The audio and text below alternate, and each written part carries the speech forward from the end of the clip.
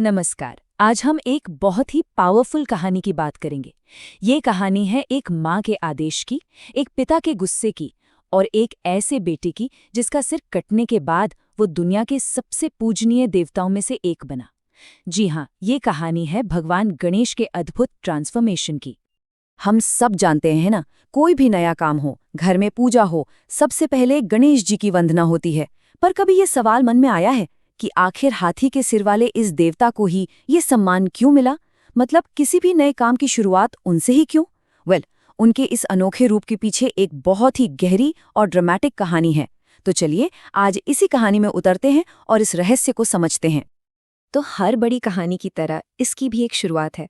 और गणेश जी की कहानी कमाल की बात यह है कि किसी देवता से नहीं, बल्कि एक माँ की बहुत ही गहरी इच्छा से शुरू होती है।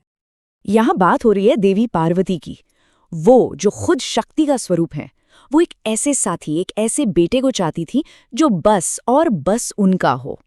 एक ऐसा बेटा जिसकी वफादारी सिर्फ और सिर्फ अपनी माँ के लिए हो। और उनकी यही जो इच्छा थी ना, वही इस पूरी कहानी का फाउंडेशन बनती है। और कहानी में दूसरे छोर पर हैं भगवान शिव, ब्रह्मांड के संहारक, महाशक्तिशाली देवता।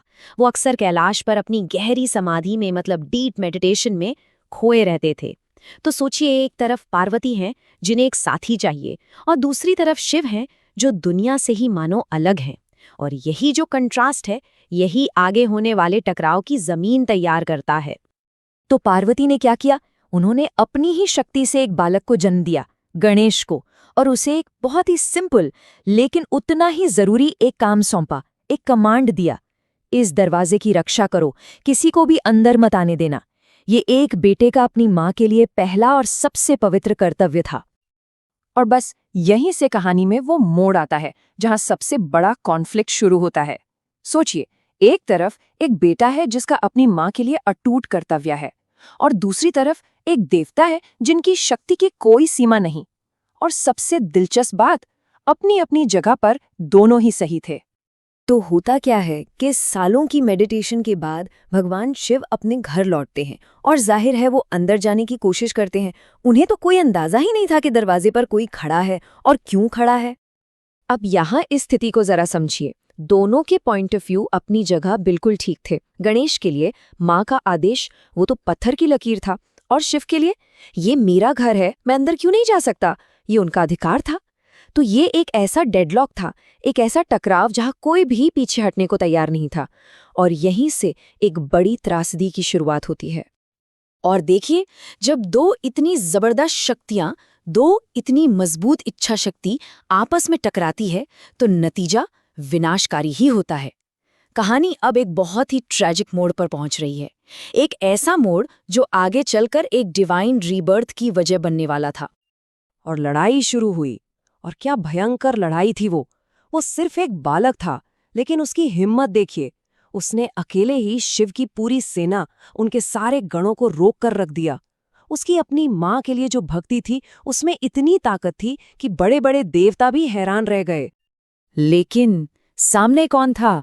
वो भगवान शिव के सामने खड़ा था। शिव, जिनकी शक्ति का कोई अंत नहीं है। उस बालक का करेज, उसकी हिम्मत लाजवाब थी, नो डाउट। लेकिन शक्ति का जो बैलेंस था, वो उसके पक्ष में बिल्कुल भी नहीं था।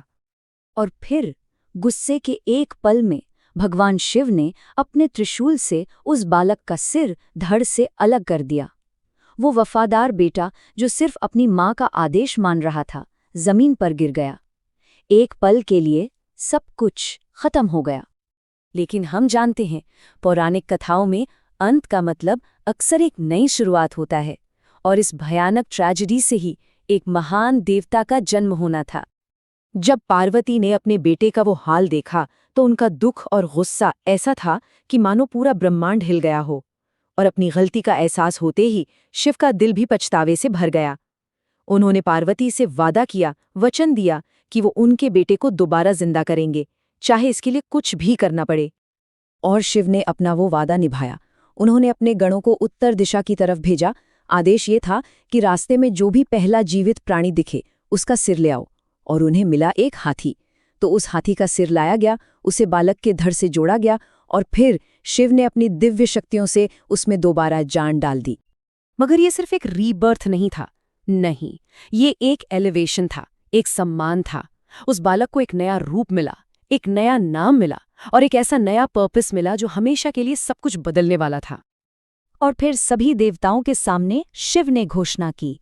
उन्होंने उस बालक को सिर्फ अपना बेटा नहीं माना, बल्कि उसे एक नया नाम और एक ऐसा सम्मान दिया जो सबसे ऊपर था।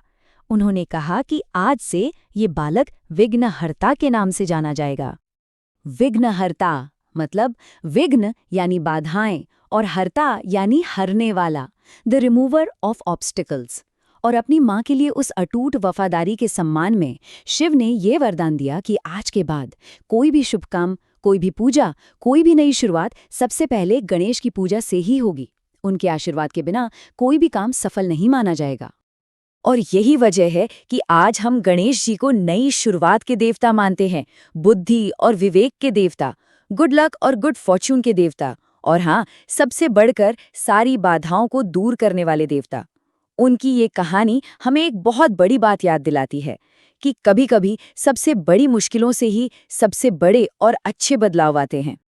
तो देखा, ये कहानी सिर्फ एक पौराणिक कथा नहीं है। ये हमें कर्तव्य, भक्ति और बदलाव की ताकत के बारे में सिखाती है। और ये एक सवाल भी छोड़ जाती है। सोचने वाली बात है कि हमारी अपनी मॉडर्न लाइफ में ऐसी कौन सी बाधाएं हैं जिन्हें पार करने के लिए एक नई हिम्मत भरी शुरुआत की जरूरत है।